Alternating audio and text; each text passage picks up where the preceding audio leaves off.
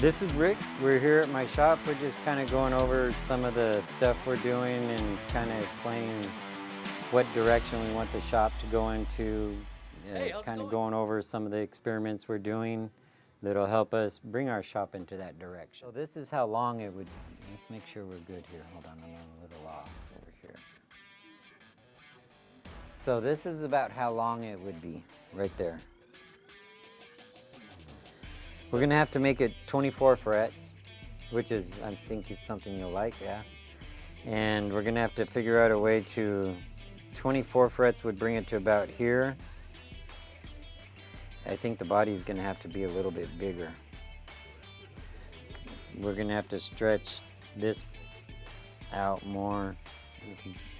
We'll have to draw it up, you get what I'm saying? So one of the things I'm experimenting with is possibly, you know how you may have a favorite guitar, you know, that you bought and you love it to death. I want to see what people think about me modifying the neck and actually putting carbon fiber rods in it and making an existing neck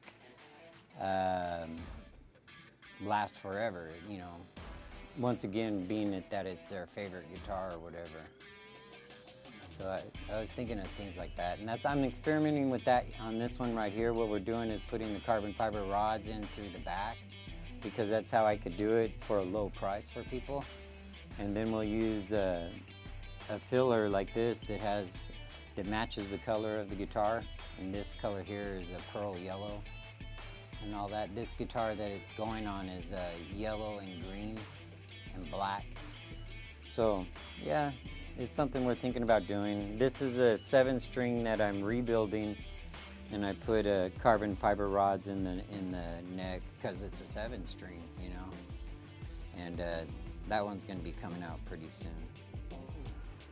Yeah, and over here we got this guitar here. It's 7-string. The customer, you know, the Floyd Rose 7-strings can be a little on the hassly side, so he wants to just take it out.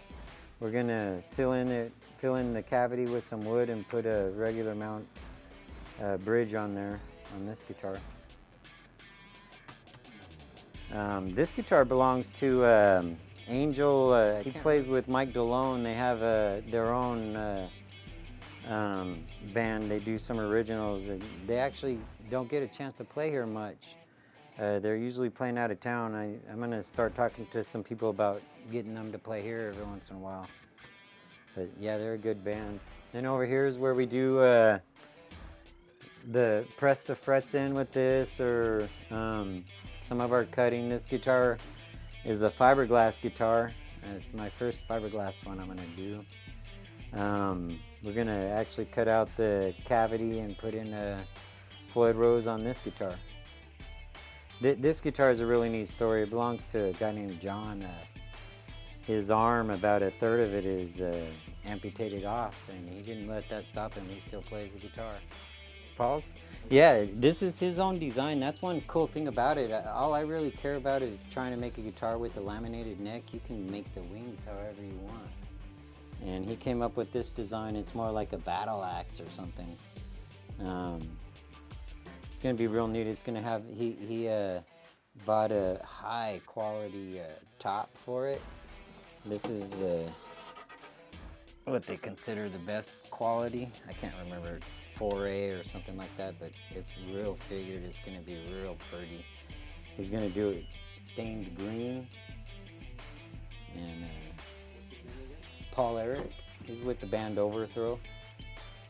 Okay, I would like to kind of explain something to you guys, and I don't know how to go about it, but basically if you've had your guitar fret leveled by me, a lot of people don't know this, but if you know how to use a notched straight edge and you're traveling around and your neck moves on you, all you have to do is put a notched straight edge back on there and adjust it to where the neck is perfectly straight again, and your intonation, everything is perfect again. In other words, it makes it much easier to maintain it if you have a straight neck. So what I was thinking about doing, and seeing if you guys are interested, is I was thinking about doing classes, basic setup classes And in those classes, you would also learn how to adjust the truss rod. Also, I feel like a basic setup is something that everyone should know. It's not that hard. All you're doing is basically turning screws and nuts and stuff. And so I wanted to see what you guys thought about doing basic setup classes.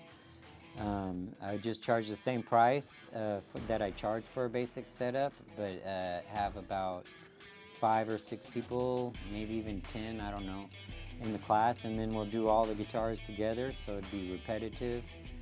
And wanted to see what you guys thought about that. So take this and trace it onto a piece of wood, and go ahead and use one of those felt markers, and that distance that the marker makes it bigger, cut it on the, we're gonna cut that out on the bandsaw and cut it on the outside of that line. We want it to be a hair bigger. Well, the direction I wanted to go into is, in the long run, we may still do all kinds of repairs, but I really want it to be more focused on fret leveling and customizing, guitar making, neck making, you know, things like that. I want to kind of specialize in those things because I think that's where I excel. And those are all things that I try to do, things that'll benefit the professional musician, make life easier for them, I guess you might say, and I just want to kind of go in that direction. So yeah, we want to focus on fret leveling and guitar making, basically.